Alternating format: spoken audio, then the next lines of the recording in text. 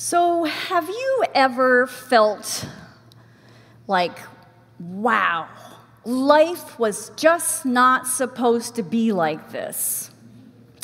Why is it so difficult?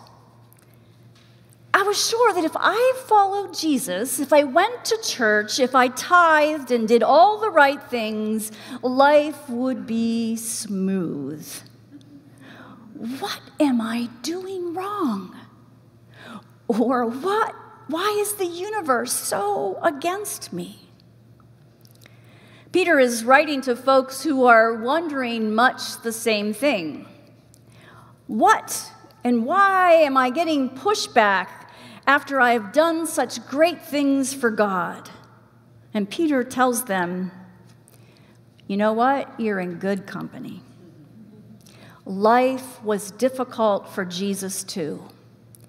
Jesus' life was difficult. Not just the end, but from the beginning as well.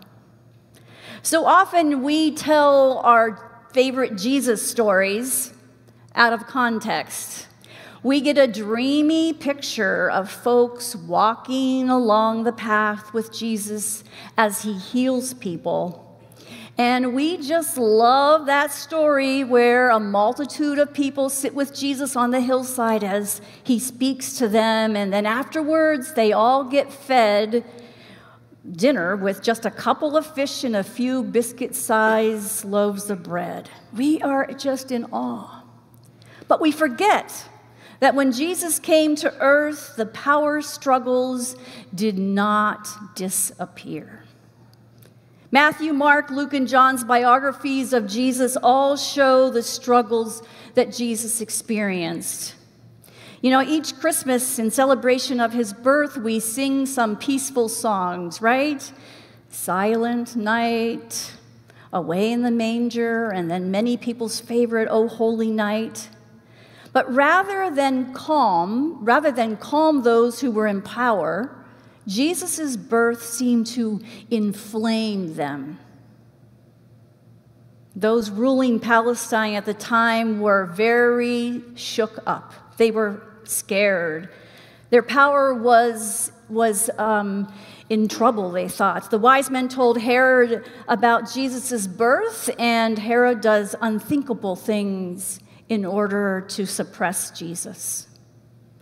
Years later, soon after Jesus' baptism and that beautiful moment when God announces Jesus is God's son, Jesus is driven straight into the wilderness where he experiences many days, many nights of hunger and isolation. Not only is Jesus hungry and alone, but he is hounded by the evil one, tempted to give up his calling at every turn. From the wilderness, then, Jesus returns to his family village of Nazareth, where he stands and reads the scripture in the synagogue, and then announces to everybody that the scripture is in fact referring to him. Their hometown boy is the one called from God. He is the one that will bring good news to the poor, proclaim release to the captives and recovery of sight to the blind, and let the oppressed go free. Sounds like it should be a celebration, right? But most did not respond with joy. They didn't even give him a slight nod. Instead, their anger is unfurled, and the folks he grew up with attempt not only to throw him out of town, but to push him over a cliff.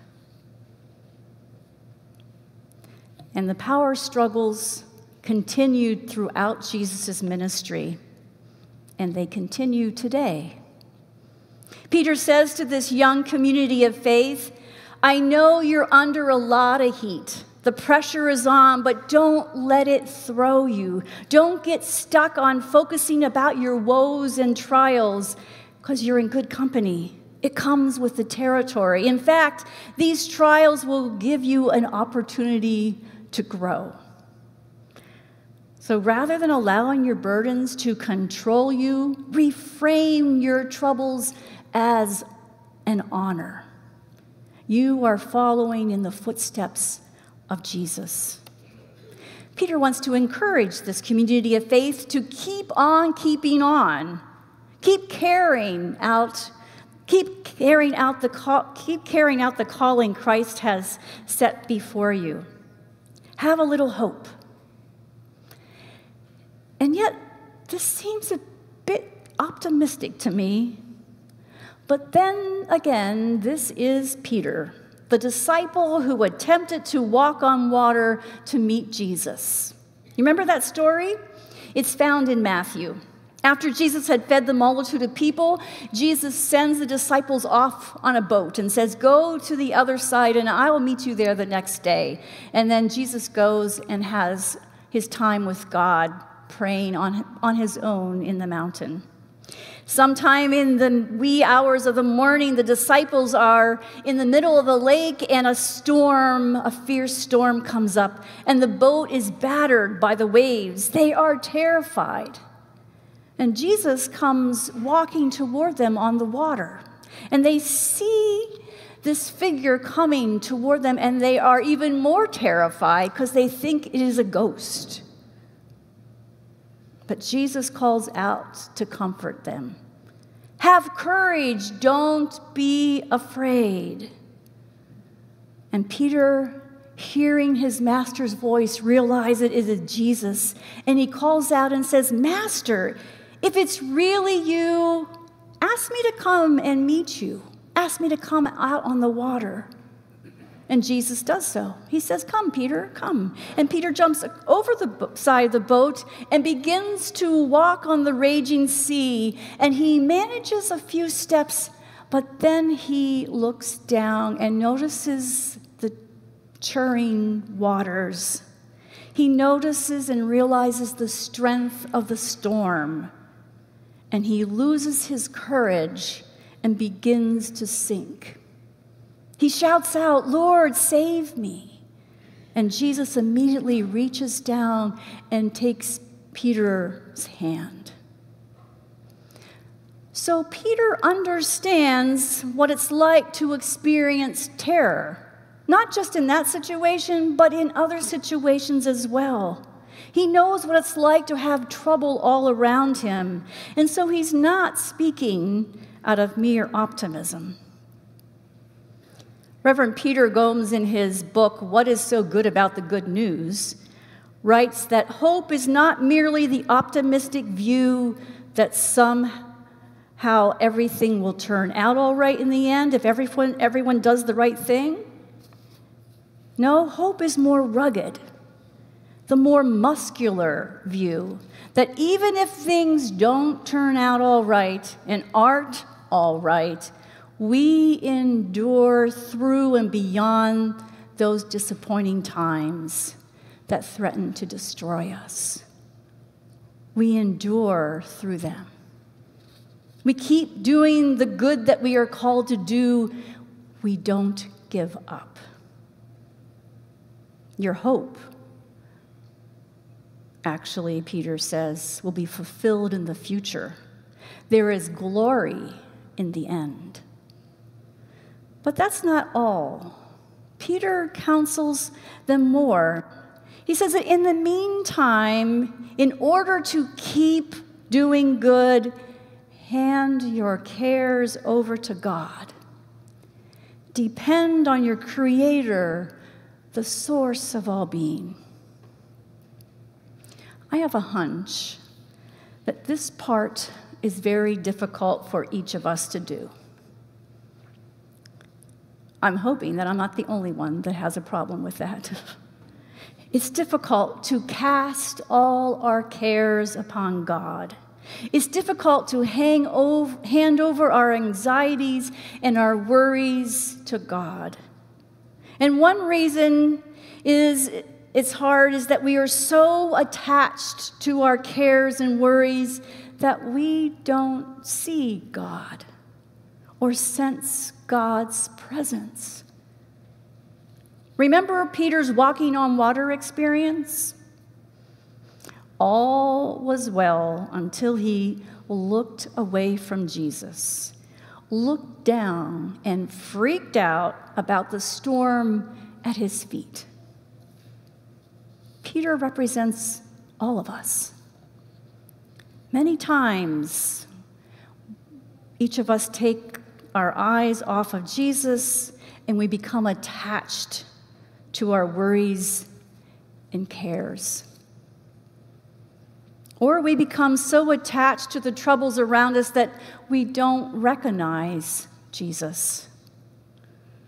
Many of the early Christians who walked with Jesus and knew him personally didn't even recognize him after the resurrection. Remember Mary? She thought he was a gardener until he said her name. The disciples on the road to Emmaus thought Jesus was a stranger who walked with them, that he was just new in town and hadn't heard about what had happened until he broke the bread. And later, his disciples who were fishing on the Sea of Galilee didn't recognize him calling out to them until the miraculous change in the amount of fish that they caught. They had had history of conversing with him and hearing his voice, and so why didn't they recognize him? In each of these situations, there is a call. The divine calling out. Peter sinking into the sea, needing to connect with Jesus. And those after the resurrection needed to be nudged into returning back to the memory of their beloved friend Jesus by hearing their name, by being fed by Jesus. And this early church needed their pastor to encourage them to let go of their burdens.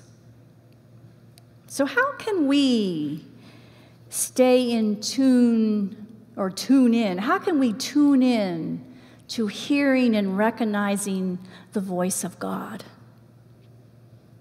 What helps you to let go of your worry and see God's face and know God's presence? You know, when you do that, when you let go and you're in God's presence, you do realize that it's not going to last forever, right? You're going to have to keep doing it over and over again. It's just our human nature. There's a sign at my car wash that says, "Welcome," as I'm waiting in line to try to maneuver my tire into that little spot. It says, "Welcome.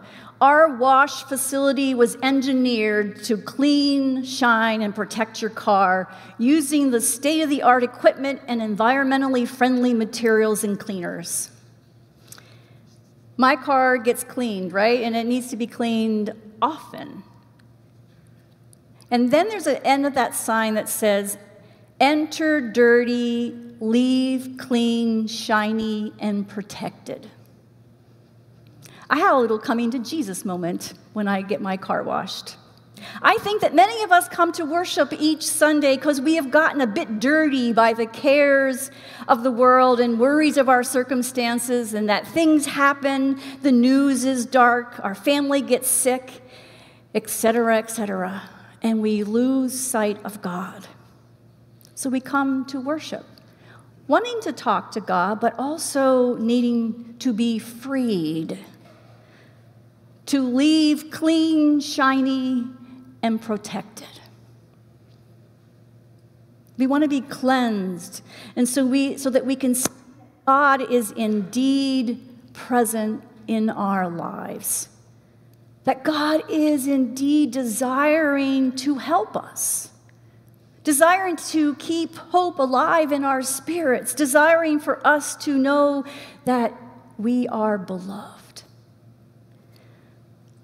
Well, during our intercessory prayer in a few seconds, we will have a space, time. Actually, Joe asked me, how long should I wait between this? I'll tell you what I told him. I said, just breathe slowly and count to 5.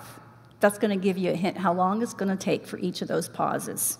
And during those pauses, I invite you to just follow the prayer. Perhaps you're going to want to write something down, so in front of you is a rack with a prayer card. You can take that card out. Feel free to write down 1 or 2 things that are troubling you, something that you need to get off of your shoulders, your chest, your mind. Place the card in the offering plate when it comes by, and the prayer team will pray for you. You don't have to put your name if you don't want to, but it's just a sign for you, a physical opportunity for you to let go of your cares. My prayer today is that each of us will go into this week free from the unhealthy attachments that hinder us from being who God created us to be. Amen.